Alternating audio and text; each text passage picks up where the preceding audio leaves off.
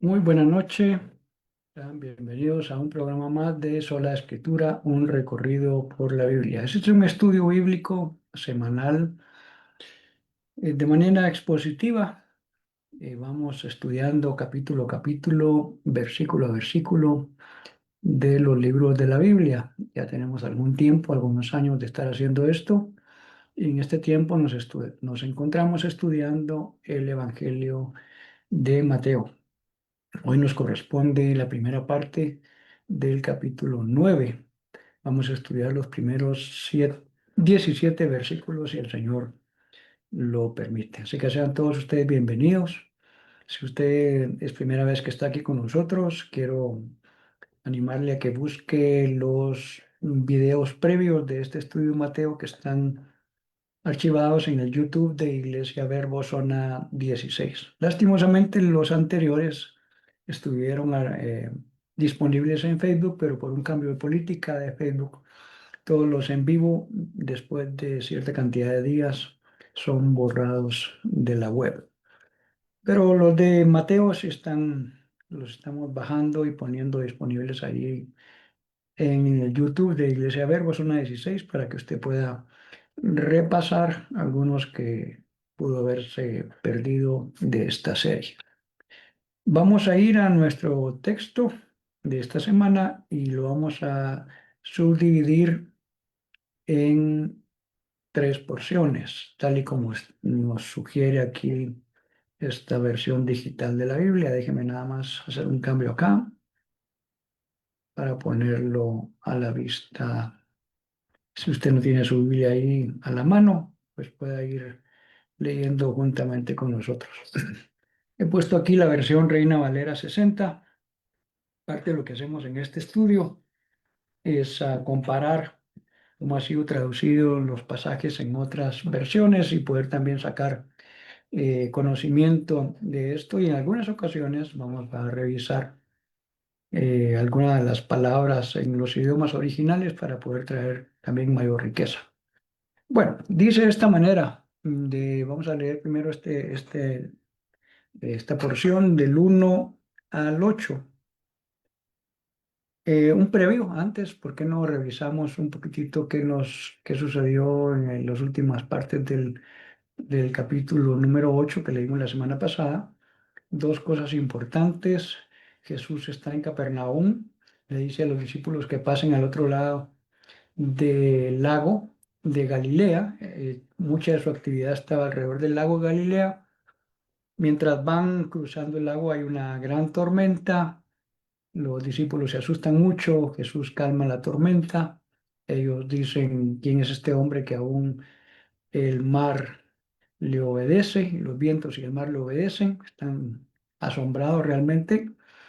Y en la otra orilla que se da la narrativa de los dos endemoniados, lo que se conoce como los endemoniados gadarenos. Jesús los libera y la gente de ese sector, tristemente, le dice a Jesús que por favor se retire de sus contornos. Jesús no argumenta con ellos y entonces van a regresar con sus discípulos. Ese sería el contexto general de lo que acaba de pasar históricamente. Y por eso el versículo 1 empieza de esta manera. Entonces, entrando Jesús en la barca, mantenga en mente que viene de la región de los Gadarenos, pasó al otro lado y vino a su ciudad. Y sucedió que le trajeron un paralítico tendido sobre una cama. Y al ver Jesús la fe de ellos, dijo al paralítico, ten ánimo, hijo, tus pecados te son perdonados. Entonces algunos de los escribas decían dentro de sí, este blasfema. Conociendo Jesús los pensamientos de ellos, ¿por qué pensáis mal en vuestros corazones? Porque ¿qué es más fácil decir, los pecados te son perdonados o decir, levántate y anda? Pues para que sepáis que el Hijo del Hombre tiene potestad en la tierra para perdonar pecados, dice entonces al paralítico, levántate, toma tu cama y vete a tu casa. Entonces él se levantó y se fue a casa. Y la gente al verlo se maravilló y glorificó a Dios que había dado tal potestad a los hombres. Muy bien, vamos a poner nuestro pasaje aquí en paralelo y vamos a ir también mencionando, hemos dicho que lo que se conoce como los evangelios sinópticos, que son Marcos, Mateo y Lucas, se parecen mucho en varias narrativas, si tienen distintivos entre cada uno, no es que sean una copia literal uno del otro. Eh, Cuando estudiamos el Evangelio de Marcos también mencionamos que históricamente se reconoce que este fue el primero de los que se escribió, muy probablemente el segundo fue Mateo y en esa cronología Lucas él mismo dice que tuvo a la vista otros documentos que habían sido escritos para preparar su propia narrativa. Entonces, en estos otros dos documentos que corren paralelos a la narrativa de Mateo, estoy hablando de Marcos y de Lucas, también se narra esta historia y vamos a recordar algunas cosas que nos pueden enriquecer algo, porque Mateo es bastante directo, voy a decir, usar esta palabra, en su narrativa. Marcos, por el contrario, él es muy detallista. A mí me llamó la atención, hoy en la mañana estaba pensando en esto, que el Evangelio de Mateo tiene 28 capítulos, el de Marcos tiene 16. Sin embargo, Marcos profundiza más en cada una de sus narrativas. Mateo va al grano y pasa de una cosa a otra y es más conciso en su narrativa, ¿verdad? Entonces, eh, traer a veces algunos otros aspectos de lo que narran los otros evangelistas nos puede enriquecer. Muy bien, leímos entonces que Jesús subió a una barca y regresó a, vino a su ciudad, dice Reina Valera. Mire la textual, la segunda columna dice a su propia ciudad y dice la NBI y llegó a su propio pueblo. En el idioma griego original, aquí en la última columna está una versión en inglés que usted ve que tiene algunos numeritos. Esos números son los números de Strong. Este es el apellido de un señor que hace muchos años hizo un sistema numérico para todas las palabras del Antiguo Testamento y todas las palabras del Nuevo Testamento, para que los que no están muy familiarizados con los idiomas originales pudieran encontrarlos más fácilmente. Entonces, en el idioma original sí menciona su propia ciudad, o sea, su propia tierra, su propio pueblo. Reina Valera solo dice a su ciudad, se sobreentiende, ¿no? Pero sí lo menciona como un énfasis, pues, su propio pueblo, no lo mismo que decir a su pueblo. Ahora, ¿a qué pueblo se está refiriendo acá? Porque si usted recordará, Jesús nació en Belén y creció en Nazaret. Cuando empezó su ministerio, pasó a Nazaret. eh, Dice que había mucha incredulidad entre ellos. Decían, pues no es este el hijo de José y de María y esto y lo otro y nosotros lo conocemos. Y dice que en ese lugar no pudo hacer muchos milagros a causa de la incredulidad de ellos. Fue en ese lugar donde Jesús les dijo ah, que no había profetas sin honra sino en su propia tierra. Y Jesús entonces básicamente se aparta de Nazaret, se va hace su base de operaciones en Capernaum. Entonces cuando está diciendo su propia ciudad no necesariamente está mencionando la ciudad donde él creció. Aquí no se refiere a, a Nazaret, sino que se refiere a básicamente a Capernaum. La semana pasada enseñamos un mapa, se lo voy a poner de nuevo acá. Aquí está la región alrededor del lago de Galilea, la región de Galilea, se le conoce, ¿verdad? Y ahí está puesto un puntero justamente en la ciudad de Capernaum. Pedro era de ahí, ahí vivía, y muchos creen que es la casa donde vivía Jesús, básicamente era la casa de Pedro. Entonces, cuando dice que regresó a su propia ciudad, a su propio pueblo, se está refiriendo en este caso a Capernaum. De ahí había tomado viaje, se recuerda la tempestad, los endemoniados gadarenos le piden los pobladores de ese lugar que se vaya de ese, y entonces toma el mismo rumbo de regreso otra vez a Capernaum. Dice, unos hombres le llevaron un paralítico acostado en una camilla. Al ver Jesús, ahora estoy leyendo la NBI, al ver Jesús, la fe de ellos le dijo al paralítico, ánimo, hijo, tus pecados te quedan perdonados.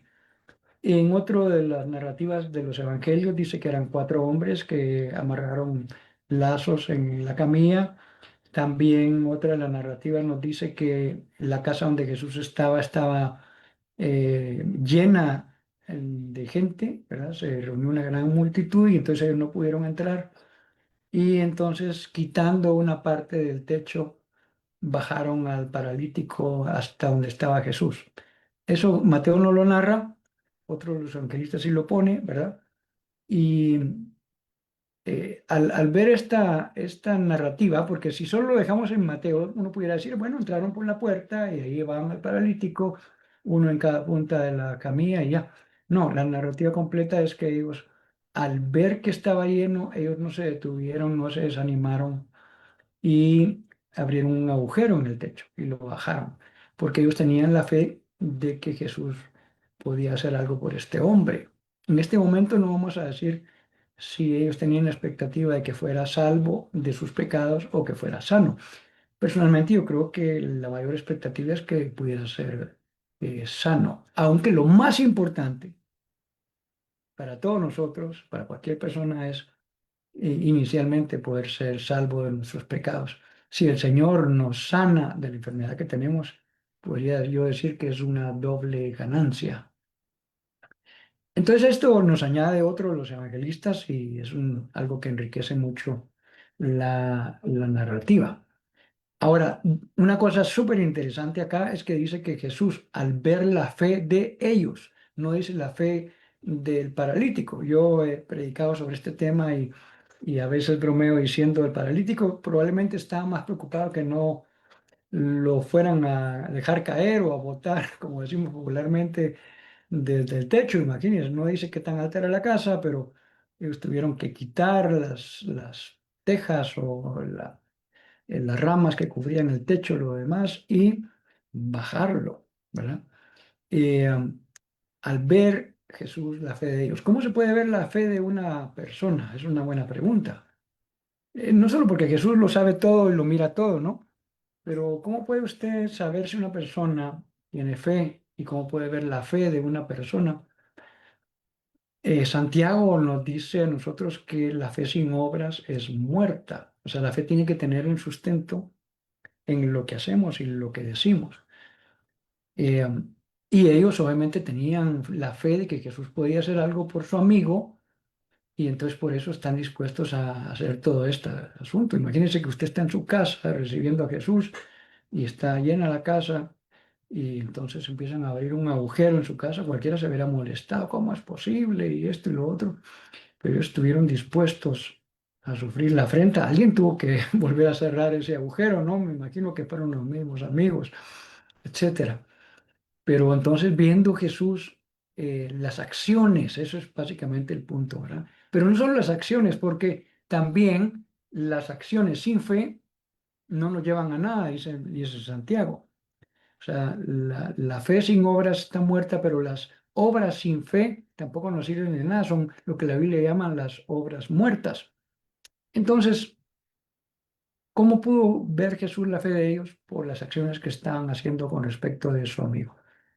¿Y qué fue lo que hizo Jesús? Le dijo al paralítico, ánimo, hijo, y esta es una expresión digámoslo así, de cariño, eh, es una expresión cariñosa para esta persona. No dice qué edad tenía, no nos da mayor detalle de eso, pero Jesús se refiere a él cariñosamente y le dice, tus pecados te son perdonados. Pensemos en voz alta ahorita, nada más imaginando la escena. Si la expectativa de ellos inicialmente era solo que Jesús los sanara, pudieran haber dicho, bueno, qué bueno que Jesús lo perdonó, que Dios lo perdona, pero nuestra expectativa, nuestra fe era que realmente Jesús los sanara. No estoy diciendo que ellos estuvieran quejándose, solo pensemos en voz alta, ¿verdad? ¿Cuál era la expectativa de ellos? Por eso decía, ¿será que ellos esperaban o tenían inicialmente la expectativa de si lo llevamos ante Jesús va a ser salvo? Y aquí hay una cosa interesante también en las palabras que se usa aquí. Para ser salvo y para ser sano, básicamente es la misma, la palabra griega soso. Se aplica en ambas ocasiones. Eh, pero nos sirve pensar un poquito en la escena, ¿verdad? Y en estos hombres que tenían fe para que Jesús pudiera hacer algo. Ahora, dice el 3 que algunos de los maestros, los escribas que estaban ahí, los maestros de la ley, ah, judíos, ¿verdad? Dijeron, este hombre blasfema. Ah, ¿y por qué? Aquí Mateo lo deja hasta acá. Otro de los evangelistas dice, porque solo Dios puede perdonar pecados. Y esto era cierto. O sea, solo Dios puede perdonar pecados. Vamos a decir eso, ¿verdad? Entonces ellos dijeron, ¿por qué está diciendo si Él no es Dios? Los religiosos judíos nunca pudieron ver quién realmente era Jesús, que era el Mesías, que era el Hijo de Dios, que era Dios encarnado. Y entonces ellos están aquí diciendo, ¿cómo es posible que este hombre diga eso si solo Dios puede perdonar pecados? Y en ese sentido, como dije, estaban en lo cierto, a no ser que Jesús fuera Dios. Entonces sí tenía la autoridad para perdonar pecados, ¿verdad? Pero póngase en este momento en en los pensamientos de estos religiosos que estaban ahí, ¿verdad? Mire cómo lo dice la versión Nueva Traducción Viviente, pero algunos de los maestros de la ley religiosa decían en su interior, ¿es una blasfemia? ¿Acaso se cree que es Dios? Porque como dije en la otra narrativa de los evangelios dice, porque solo Dios puede perdonar pecados. Ahora, este es un asunto interesante también porque esto no fue que ellos dijeran en voz alta esto, sino que dice que lo pensaron. Decían dentro de sí, o sea, pensaban en su interior, ¿verdad? Murmuraban entre ellos, dice NBI, pero eso eh, tal vez no es la traducción más certera en este caso porque lo que dice que Jesús conociendo sus pensamientos, o sea, ellos no lo externaron públicamente según esta narrativa, sino solo estaban pensando. Ah, dice 4, como Jesús conocía sus pensamientos, les dijo, ¿por qué dan lugar a tan malos pensamientos? ¿Por qué pensáis mal en vuestros corazones? Y aquí hay una cosa que uno diga, bueno, uno piensa con la mente, pues, en la concepción judía, dice la Biblia que del corazón salen los malos pensamientos, las malas intenciones. O sea, la forma de dimensionar cómo el hombre funciona, el corazón no es, de hecho, no es necesariamente el órgano que bombea sangre a todo el cuerpo, sino es una parte importantísima del ser humano, del cual surgen los pensamientos, los sentimientos, etcétera. Entonces dice, ¿por qué piensan mal en sus corazones, verdad? ¿Por qué tienen tan malos pensamientos? Dice la NTV, ¿por qué tienen pensamientos tan malvados en el corazón? Y Jesús les dice acá que es más fácil decir tus pecados quedan perdonados o decir levántate y anda. Me llama la atención que la versión Palabra de Dios para Todos es bastante más amplia acá, ¿verdad? Y vamos a ver qué nos dice, porque los otros básicamente recogen estas dos cosas, ¿verdad? Jesús les dice, bueno, ¿qué es más fácil decir? ¿Tus pecados te son perdonados? O decir, levántate. Antes de leer esto, ¿por qué Jesús les pregunta esta disyuntiva? Porque si yo le digo a alguien, tus pecados te son perdonados, ¿cómo pueden saber el resto de personas si realmente quedaron perdonados sus pecados? Porque es algo interno, ¿no? No es algo visible, por un lado. Y por el otro lado, como ellos pensaban que Jesús no era más que un hombre y un charlatán, como decían ellos, entonces no era Dios, según ellos. Entonces cualquiera puede decirlo y por eso es simplemente una blasfemia, pero decir algo y a que realmente suceda, habría una gran diferencia. ¿O qué es más fácil decir? Eso, porque no hay forma de comprobarlo, O decirle levántate y anda, que lo cual sí vamos a ver si en realidad podría caminar o no. Esa es la disyuntiva que Jesús les pregunta. Leamos lo que dice la quinta, vamos a ver, sí, quinta columna aquí. Puedo mostrarles que el Hijo del Hombre tiene el poder para perdonar pecados en la tierra. Ah, bueno, están uniendo los dos versículos, por eso sea tan largo. Tal vez piensen que es más fácil que diga tus pecados quedan perdonados, porque eso no se puede comprobar. Miren, es lo que le estoy diciendo. Ahora, toda esta narrativa es importante mencionarla aquí. Estas versiones de paráfrasis, como la Palabra de Dios para Todos, la Nueva Traducción Viviente y otras que hay, la traducción en lenguaje actual, por ejemplo, en ocasiones añaden palabras que no están directamente en el texto para poder entender un poquito mejor qué está diciendo. En el momento que se salieran del contexto, eso sería un error de traducción y estaría mal. Pero en este caso es justamente lo que él está explicando, que el por qué Jesús les pone esta disyuntiva. Les dice, tal vez piensen que es más fácil que diga tus pecados quedan perdonados porque eso no se puede comprobar. Pero si le digo levántate y anda y así sucede, entonces quedará comprobado que sí tengo ese poder. ¿Verdad? Esa es la disyuntiva aquí explicada en esta paráfrasis que se llama Palabra de Dios para todos. Sí, unieron el capítulo 5 y el versículo 5 y el versículo 6, por eso está repetido aquí, ¿verdad? Veamos qué más pasa. Pues para que sepan que el Hijo del Hombre tiene autoridad en la tierra para perdonar pecados, se dirigió entonces al paralítico, levántate, toma tu camilla y vete a tu casa. Ok, el tema original aquí no era necesariamente solo la salvación y la sanidad del paralítico, porque ellos estaban poniendo en duda quién era realmente Jesús. Y aquí Jesús pone los puntos sobre las íes. Para que sepan que el Hijo del Hombre, ahorita voy a explicar esto, tiene autoridad en la tierra para perdonar pecados, o sea, solo Dios puede perdonar pecados. Eso es lo que ellos estaban diciendo. Ok, entonces para que sepan, entre comillas, estoy diciendo, para que sepan que yo soy Dios y tengo autoridad para perdonar pecados, le voy a decir que se levante y tome su camilla. Ahora, esta expresión del Hijo del Hombre, Jesús siempre se refirió a sí mismo como el Hijo del Hombre, y eso se refiere a una profecía que había en el libro de Daniel, donde se ve a Dios en el trono como el anciano, ahí es donde se usa aquella expresión del anciano de días, y dice, y vi a uno semejante al Hijo del Hombre acercarse y le fue dado poder, dominio, autoridad, todo lo demás. Está hablando del Mesías. Y entonces los estudiosos de la Escritura, cuando Jesús se refería al Hijo del Hombre, no está simplemente diciendo el Hijo de la humanidad, el ser humano, sino está refiriendo a esa palabra profética que estaba en el libro de Daniel. Y los que habían estudiado estas cosas podían saber que le estaba diciendo, yo soy el Hijo del Hombre que estaba delante de la potestad de Dios y a mí me fue dada autoridad y dominio, o sea, yo soy el Mesías.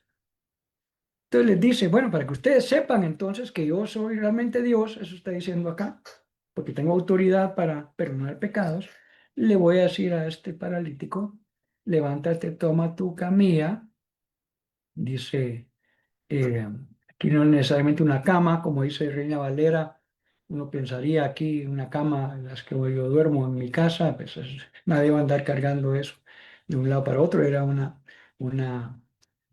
cosa portátil donde lo podían trasladar porque él estaba paralítico, una camilla, un tucatre, dice en la versión textual. Entonces, ponte de pie, levántate, ¿verdad? Toma tu camilla y vete a tu casa. ¿Y qué fue lo que sucedió? Específicamente eso que Jesús le había ordenado. El hombre se levantó y se fue a su casa, ah, que me parece recordar que las otras narrativas de los evangelios dice que se puso a saltar de la alegría. Yo otra vez pensando en voz alta aquí en este pasaje, ahora vuelva a imaginar los cuatro amigos que le habían llevado. Aquí no menciona cuál fue la reacción de ellos ni en otro de los evangelios, pero cuando usted ha tenido fe por algo, y no necesariamente por algo para usted directamente, sino por alguien más, y Dios obra en esta persona trabajando en su área de necesidad, pues obviamente uno que fue parte de eso, aunque sea llevándolo en oración, cuando digo aunque sea, no es que sea poca importancia, pero digámoslo así, solo pude aportar mi oración, no pude hacer mucho más, pero uno se vuelve igual de loco de felicidad al ver que Dios obró un milagro y que yo fui, simplemente puse mi granito de arena intercediendo por esta persona. Ya no digamos en este caso los cuatro amigos que lo habían bajado desde el techo abriendo un agujero, ¿verdad? Ahora, ¿qué pasó? Resultado es, al ver esto, la multitud se llenó de temor, dice. Se maravilló, dice ah, la versión Reina Valera. eh, Déjeme ver una cosa acá. Se admiró, sí, la palabra es taumazo, que sí, sí es asombrarse, admirarse. Entonces, llama la atención porque han traducido aquí la palabra temor. Por cierto, voy a hacer una pequeña revisión. No la hago en este momento porque nos tomaría un poco de tiempo, pero eh, déjame ver si puedo hacerla aquí rápido. Es Mateo, ¿qué dijimos? Solo un segundo. Mateo 9:8. Déjame ver si tengo aquí una herramienta eh, que es en línea. Esta es una página que se llama Bible Hub. El título está en inglés. Es una herramienta para ver Biblias interlineales, o sea, una Biblia interlineal es aquella que muestra las palabras en griego. Voy a ver, por cierto, incluso si se la puedo mostrar. Ajá.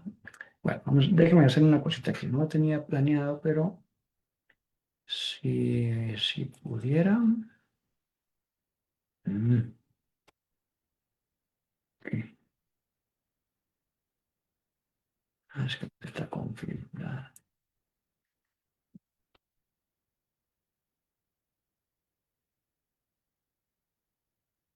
No lo tengo configurado para que me muestre aquí en este programa que uso para hacer las diferentes tomas, una página web.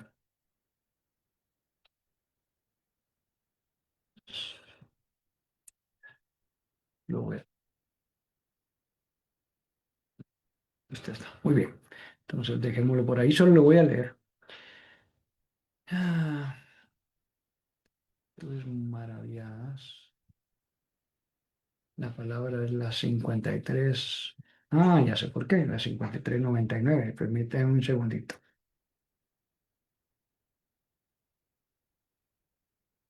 Tengo 8, ¿no?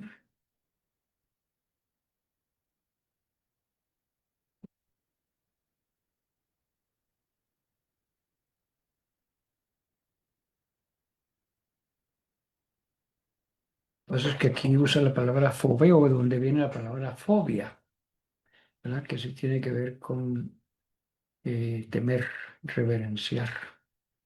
Y en la Biblia que estoy usando acá,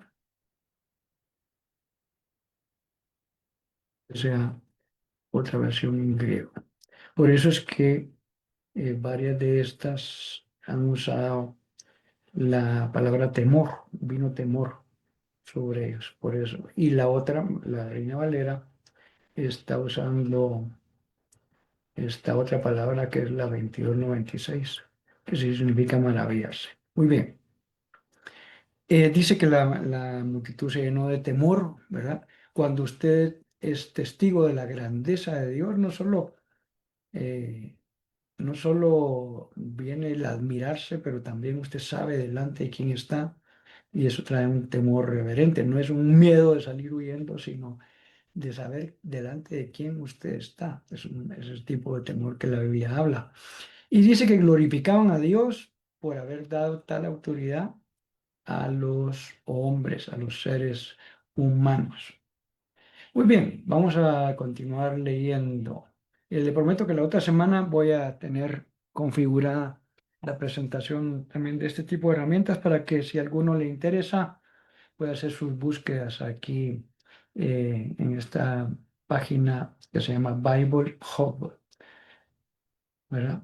Y está en la mayoría del material está en inglés, es muy completo. Hay una versión de esto que creo que se llama Biblia Todo que es como la parte en español de este Bible Hub. Muy bien, sigamos leyendo ahora aquí.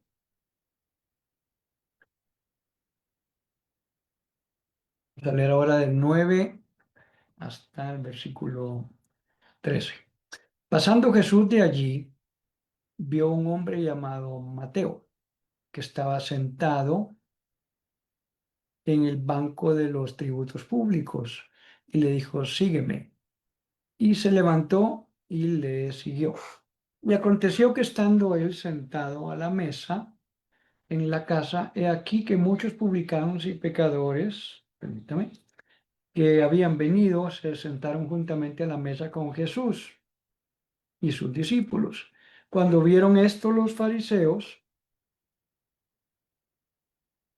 dijeron a los discípulos, ¿por qué come vuestro maestro con los publicanos y pecadores? Al oír esto, Jesús les dijo, los sanos no tienen necesidad de médicos, sino los enfermos. Y aprender lo que significa misericordia quiero y no sacrificio, porque no he venido a llamar a justos, sino a pecadores al arrepentimiento. Voy a buscar aquí un momentito mi tablet.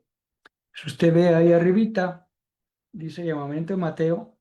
Recuerde que todos los títulos de estas escrituras no estaban en el texto original. Eso fue añadido posteriormente para que podamos tener idea de qué tratan algunos párrafos. Y tampoco estaban incluidas las referencias paralelas de los pasajes. O sea, donde dice llamamiento de Mateo, ahí arriba dice que esto se narra también en Marcos 2, del 13 al 17, y en Lucas 5, del 27 al 32. Usted puede ir ahí y buscar y ver cómo lo dice estas otras narrativas de los evangelios. Aquí en la tablet, y voy a poner nada más ahorita muy rápido, eh,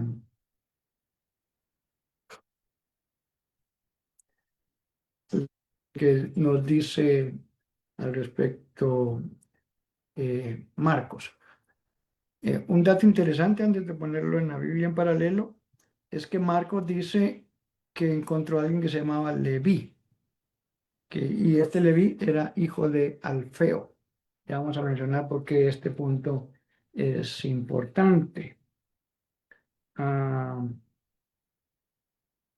este tema del nombre de Mateo, que por cierto Mateo es el que está escribiendo este evangelio, ¿verdad?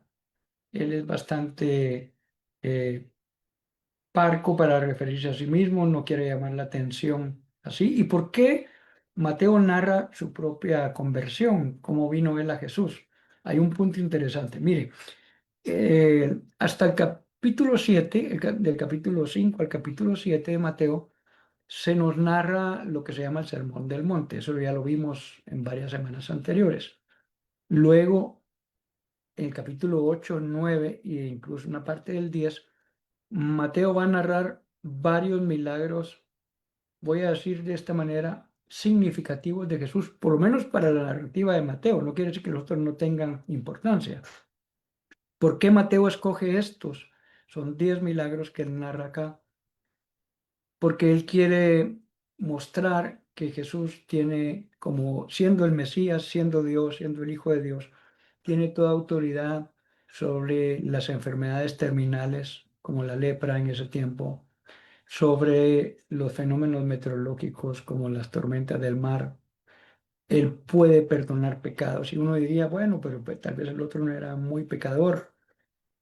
La importancia de por qué inmediatamente después de que Jesús le perdona los pecados al paralítico, él narre su conversión, no es casual. Ahorita lo vamos a ver en el punto del por qué. Eh,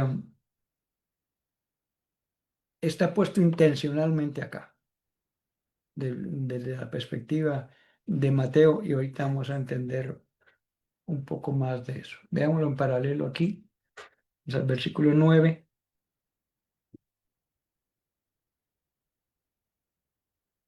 Dice de esta manera: al irse Jesús de allí, Jesús vio a un hombre llamado Mateo sentado a la mesa de recaudación de impuestos. Sígueme, le dijo, y Mateo se levantó y lo siguió. Bueno, ah, ¿por qué era importante mencionar que su nombre también era Leví y que era hijo de Alfeo? Miren, los israelitas tenían varias tribus de los cuales descendían todos los pobladores, 12 en específico. Había una tribu que eran los llamados a servir en las cosas de Dios, en el templo, en el sacerdocio, etcétera, que eran los levitas. Mateo básicamente era descendiente de la tribu de Leví. Por eso su nombre era, como dice Marcos, era Leví. O sea que su principal llamado original era para servir a Dios en las cosas que tenían que ver con todo el culto de adoración a Dios. Sin embargo, él dejó todo esto, no se nos dice por qué, y se dedica a una de las funciones más detestables que había dentro del pueblo judío. ¿Por qué? Porque recuerde que los judíos en este tiempo estaban dominados por los romanos. Años antes había estado dominado por los griegos, pero por el imperio griego. Pero el imperio romano conquista Grecia y conquista todos los otros lugares que tenía a su cargo Grecia y otros lugares más, y ahora están bajo el yugo de los romanos, y los romanos imponían impuestos para muchísimas cosas. Habían impuestos como nosotros tenemos sobre el salario, sobre la productividad, sobre esto y lo otro. Y habían diferentes tipos de cobradores de impuestos. Habían unos que incluso ellos podían inventarse los impuestos que quisieran. Roma ponía ciertos impuestos obligatorios y ya desde ese momento era cargoso para la gente, era molesto para los pueblos que habían sido conquistados. Pero como dije, habían unos de estos cobradores de impuestos, los de mayor rango, que podían incluso poner otros impuestos que ellos se les antojara. Y eso molestaba muchísimo a la gente. Y mucho más si era alguien de los judíos el que hacía esta labor de estar cobrando los impuestos. O sea, ser un publicano, como se le llama, ¿verdad? Cobrador de impuestos era una de las funciones más detestables y se les asociaba directamente con ser grandes pecadores. Sí lo eran, pero en el contexto de la cultura judía, yo creo que usted entiende esta parte, ellos eran detestables. Por eso es que la narrativa aquí de Mateo cobra gran importancia después de haber dicho Jesús, tus pecados te son perdonados. Porque ahora entonces resulta que Jesús va a perdonar y a tomar como uno de los suyos a una de las personas más detestables del pueblo judío, un cobrador de impuestos. Es más, ya leímos más adelante que otra vez los religiosos resienten esto y dicen, ¿cómo es posible que su maestro se siente a comer con publicanos y pecadores? Ellos no les entra en la cabeza qué tipo de persona está haciendo todas estas cosas, está, según ellos, blasfemando, perdonando pecados a las personas, sentándose con los pecadores, acercándose a un endemoniado, a una región donde vivían gente que estaba mezclada o con otros pueblos, acercarse donde habían cerdos, un montón de cuestiones que culturalmente para ellos era un gran choque. O sea, Jesús está rompiendo paradigmas aquí. Ellos no lo pudieron ver, pero si usted lo ve desde esa perspectiva, entonces empieza a tener sí, intencionalidad en la narrativa de Mateo.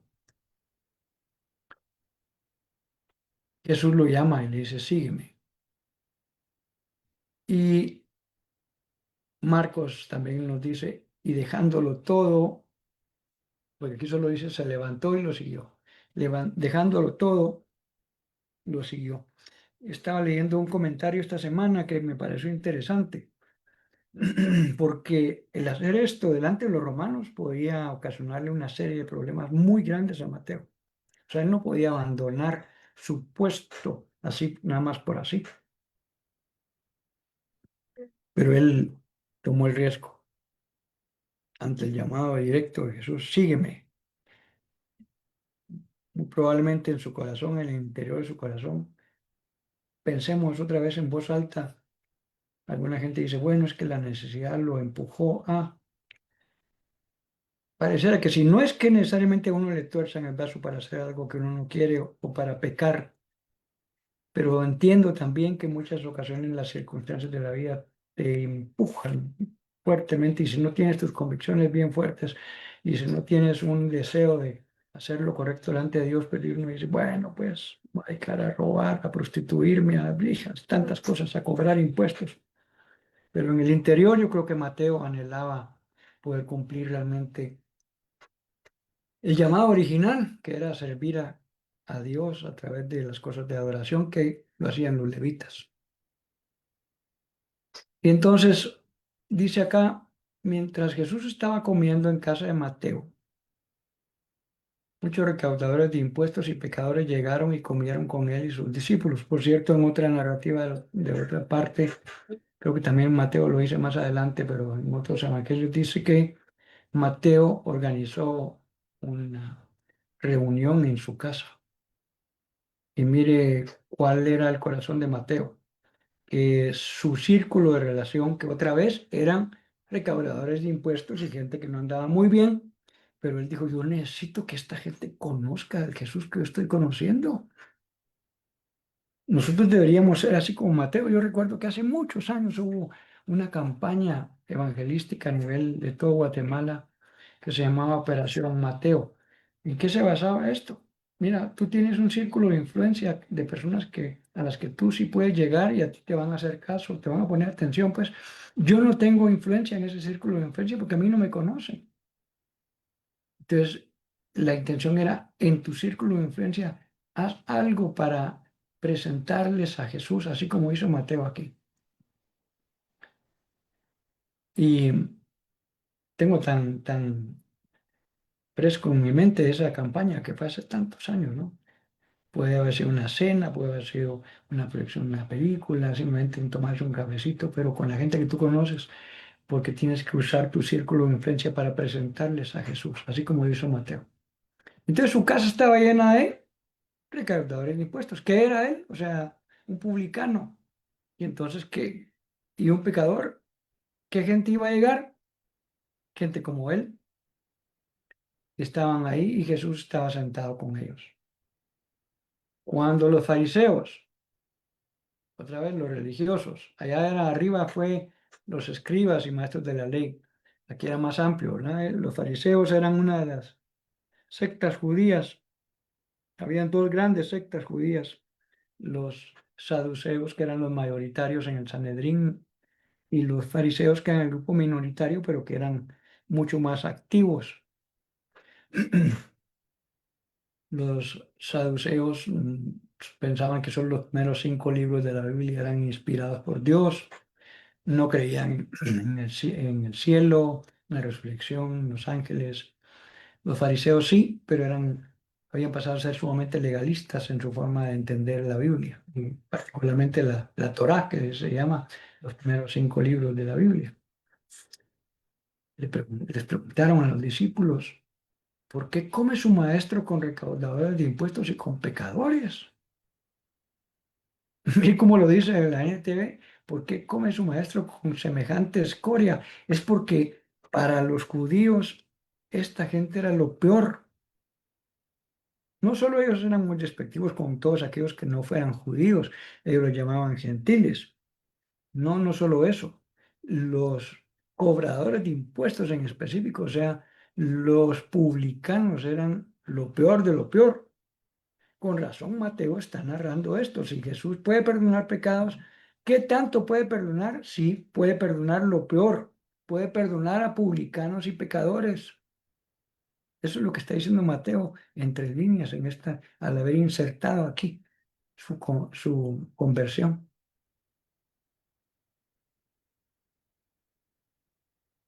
Es tremendo, es tremendo. Jesús les dice, no son los sanos los que necesitan médico, sino los enfermos. Gran enseñanza, ¿no? Pero los religiosos de ese tiempo no se veían mal. Ellos pensaban que estaban en lo correcto, que toda la gente, el resto estaba mal. Y Jesús les dice, pero vayan y aprendan lo que significa misericordia quiero y no sacrificio, porque no he venido a llamar a justos, sino a pecadores. Ah, en esta versión, en Reina Valera dice al final, no he venido a llamar a justos, sino pecadores al arrepentimiento. Esta versión de las escrituras originales, que es lo que se llama el Textus Receptus, los primeros escritos que se tuvo para traducir la Biblia, incluían la palabra arrepentimiento. ¿Por qué? Porque en otra narrativa de los otros evangelios sí dice, o sea, no está mal, no está mal esto que estoy diciendo, solamente que si usted ve acá, las otras versiones ya no dicen el arrepentimiento. ¿Por qué? Porque en las versiones más recientes, no, más antiguas de los manuscritos, la palabra del arrepentimiento no aparece.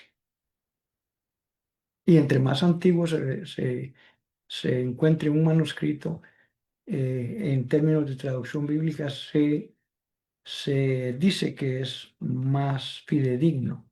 Tiene menos chance de que hayan habido añadiduras u omisiones. Por eso se prefieren los manuscritos más antiguos. Y siguen apareciendo manuscritos. Y entonces todo esto se le llama ahora Textus Receptus. El primero era no, perdón, el primero era el Textus Receptus y al que se está usando ahora se llama el Textus Criticus, el texto crítico. Porque entonces comparan los manuscritos y esto. Y por eso es que estas últimas mire, solo la Reina Valera pone aquí al arrepentimiento. Y como dije, no está mal. A eso vino Jesús, a llamar a los pecadores, pero al arrepentimiento, no solamente a llamarlos y bueno, sigan viviendo la vida que quieran. No, tiene que haber una cambio, una conversión, cambio de mente y un cambio de actitud. Pero vale la pena mencionarlo porque las demás traducciones que tenemos aquí a la vista ya no lo mencionan, solamente la Reina Valera. Muy bien, regresemos otra vez a nuestra lectura. La última porción que vamos a leer hoy. Ah, no, ya me pasé aquí. Lo que quería es ponerlo un poco más grande. Vamos a leer ahora del 14 al 17 del capítulo número 9. De nuevo, aquí es una pregunta sobre el ayuno y los pasajes paralelos que narran esto son Marcos 2 del 18 al 22 y también Lucas 5 del 33 a 39. Ok, lo voy a dejar por aquí en mi tablet. Leamos juntos. Dice, entonces vinieron a él los discípulos de Juan, diciendo, ¿por qué nosotros y los fariseos ayunamos muchas veces y tus discípulos no ayunan? Jesús les dijo, ¿acaso pueden los que están de bodas tener luto entre tanto que el esposo está con ellos? Pero vendrán días cuando el esposo les será quitado y entonces ayunarán. Nadie pone remiendo de paño nuevo en vestido viejo, porque tal remiendo tira del vestido y se hace peor la rotura. Ni echan vino nuevo en odres viejos. De otra manera, los odres se rompen y el vino se derrama y los odres se pierden. Pero echan el vino nuevo en odres nuevos y lo uno y lo otro se conservan juntamente. Ok, vamos a nuestro pasaje, a nuestra Biblia aquí en versiones en paralelo para ver de qué nos está hablando esta última porción que le estudiaremos el día de hoy.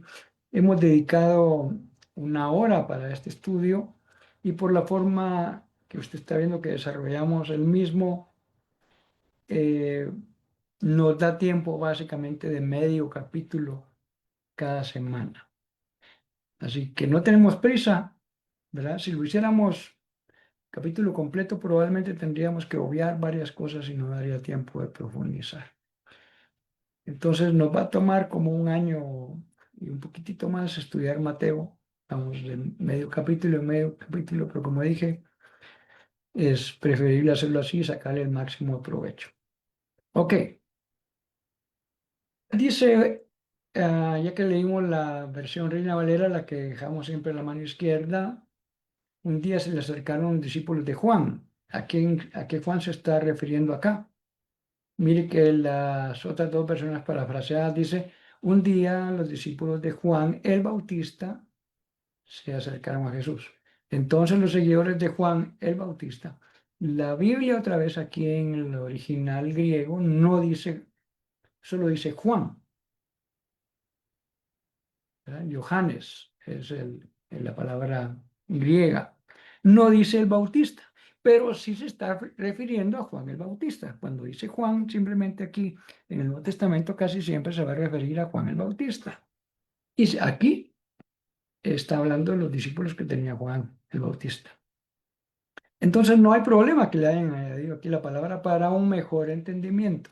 Como dije, algunos dicen, no, es que las Biblias parafraseadas están cambiando el texto. No necesariamente, lo están tratando de poner para aquellos que no están muy familiarizados con la Biblia, pues un poquitito más entendible. Esta versión, una traducción viviente, a mí me gusta mucho y yo pensaría que para alguien que es un nuevo creyente o alguien que incluso está empezando a acercarse a las cosas de Dios, si le van a regalar una Biblia, esta es una versión interesante, ¿verdad? Porque si yo solamente digo, bueno, los discípulos de Juan, y soy primerizo en esto, nunca digo la Biblia, ¿qué Juan está hablando acá? En cambio, si lo lee de esa manera, y a los discípulos de Juan el Bautista, ese era, se acercaron y le dijeron tal cosa, ¿verdad? ¿Qué fue lo que preguntaron? ¿Cómo es que nosotros y los fariseos ayunamos, pero no así tus discípulos? ¿Por qué hacen esta pregunta? Mire, en el Antiguo Testamento solo había, escuche esto, una ocasión específica en la cual Dios llama a un ayuno eh, generalizado. Y es en la fiesta del Día de la Expiación, porque el ayuno no solo es dejar de comer, eso no es el punto. El ayuno es un trato con nuestra alma, tratar con nuestra alma y tiene que ver con sentir congoja, con sentir tristeza por el pecado que tenemos. O sea, ayunamos para pedir favor de Dios, para ser propicios de su perdón y su favor. Entonces, en el Antiguo Testamento solo había una ocasión en la cual Dios llama específicamente a ayunar. En algunas otras ocasiones, algunos ayunaron para pedir ayuda al Señor porque venía un ejército, etcétera. Y no estoy diciendo con eso que el ayunar está mal, pero si se impone como una norma, una ley para todos, la Biblia no habla de eso. El ayuno es voluntario y tiene que ver con que una persona realmente quiera tratar con su alma y su corazón a través de dejar de comer para humillar nuestro corazón, buscar a Dios, etcétera. Pero los judíos habían convertido esto, otra vez los religiosos particularmente, habían convertido esto en un hábito que le requerían a la gente.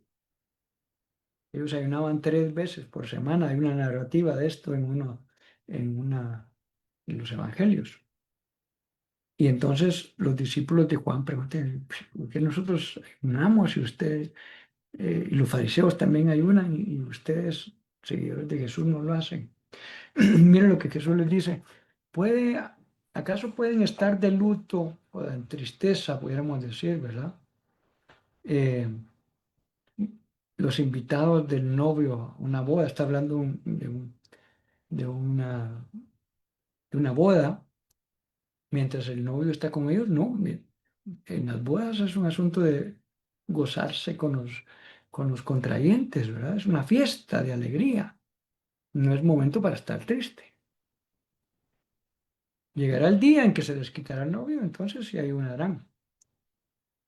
Mateo lo recoge aquí cortito. En otra de los evangelios amplían bastante este punto, pero Jesús tiene razón acá. Ahora, ¿por qué está poniendo esta comparación? Porque está hablando de sí mismo. Él es el novio. Él es el esposo de la novia que es la iglesia, dice la escritura. Y cuando el novio ya no esté, ahorita estamos en el novio porque el novio fue a preparar casa para nosotros, entonces sí tendremos que ayunar, pero cuando estemos o cuando ellos estaban aquí con el novio presente, es lo que Jesús está diciendo. Ese no es momento para ayunar, sino para gozarse. Pero había un problema aquí con los religiosos eh, judíos. Ellos tenían cegado su entendimiento, no pudieron ver quién era realmente Jesús, no quisieron ver, porque no era que no pudieran, sino que sus prejuicios y todas estas cosas que pensaban y habían sido instruidos tan religiosamente en esto, les impidieron abrir su corazón a estas grandes verdades. Ahora Jesús les da aquí dos ejemplos.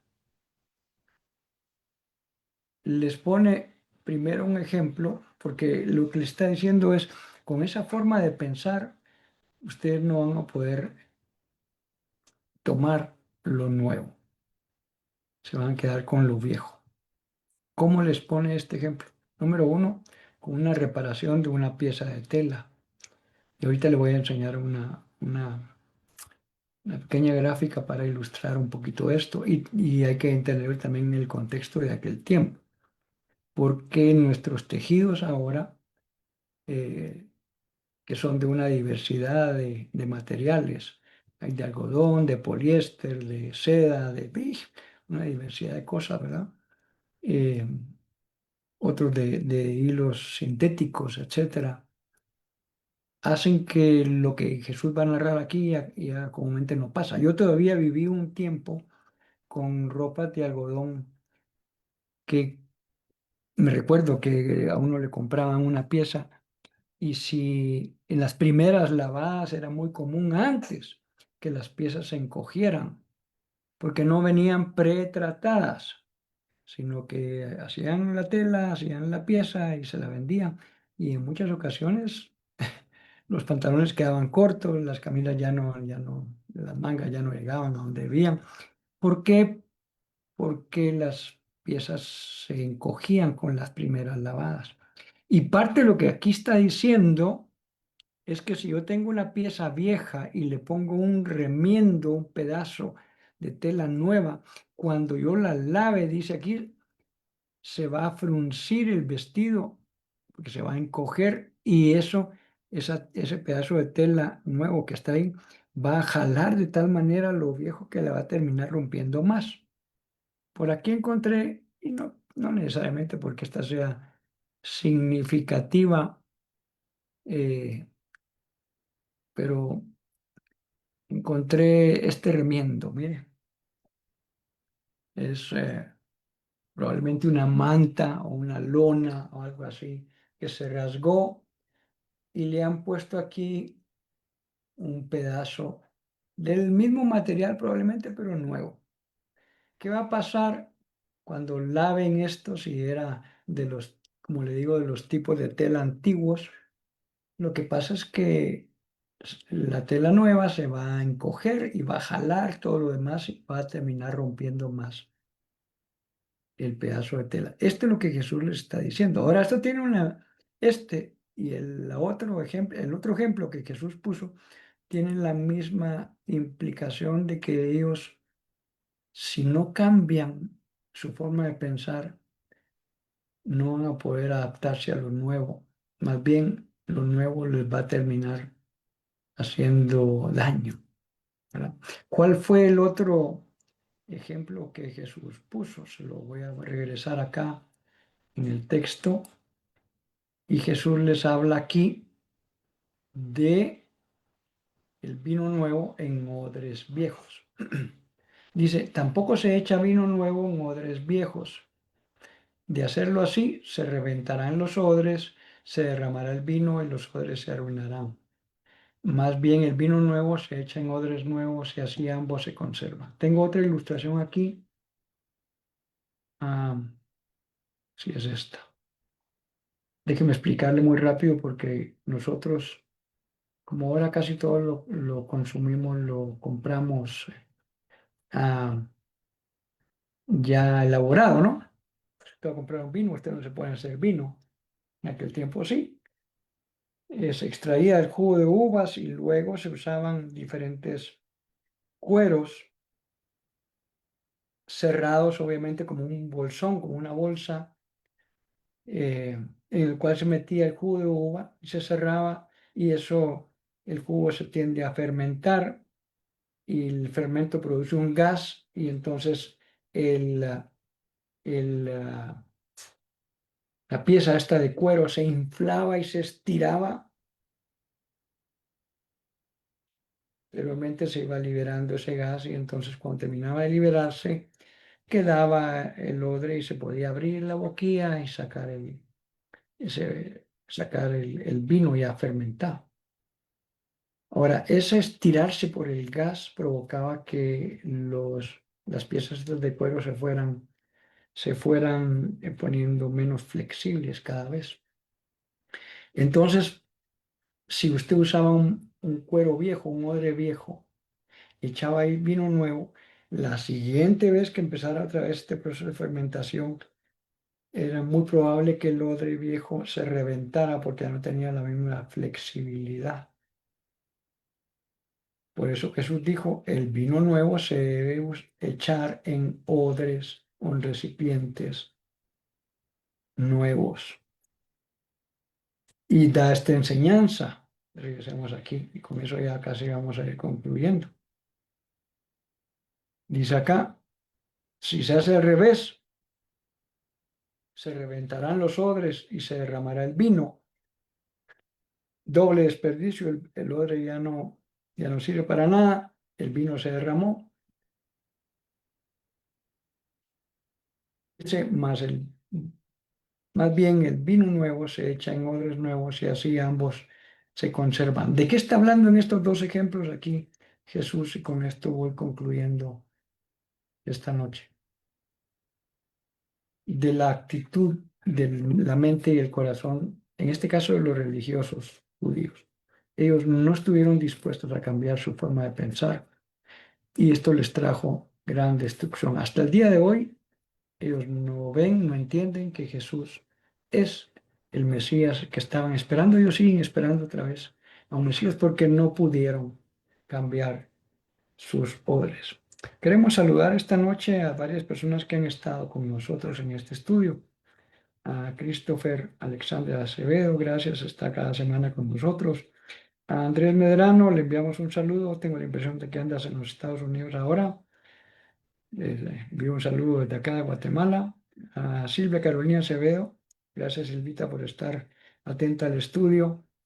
A Elsa Noemí Pineda, un saludo Noé, bendiciones en su casa. A Dalila López también, qué bueno que estuviste con nosotros. Y también a Valesca Muñoz de Rivera, que estuvo aquí con nosotros. Le enviamos un saludo hasta allá a los Álamos San Miguel Petapa. Por favor, saluda a toda tu familia. También estuvo esta noche Connor McGettigan desde los Estados Unidos. Gracias por estar con nosotros. Te invitamos para que puedas acompañarnos. No sé qué tanto, eh, qué tan bien está tu español como para seguir el estudio, pero agradezco muchísimo que te hayas conectado. A Wendy y Lorena Hernández también, que ha estado con nosotros también en estos estudios. Así que agradecemos a los que han estado con nosotros en esta noche y queremos invitarles a que nos acompañen la otra semana con la segunda parte del capítulo número 9 de Mateo. Que el Señor esté con ustedes, que estén muy bien. Bendiciones para todos. Pasen una muy buena noche.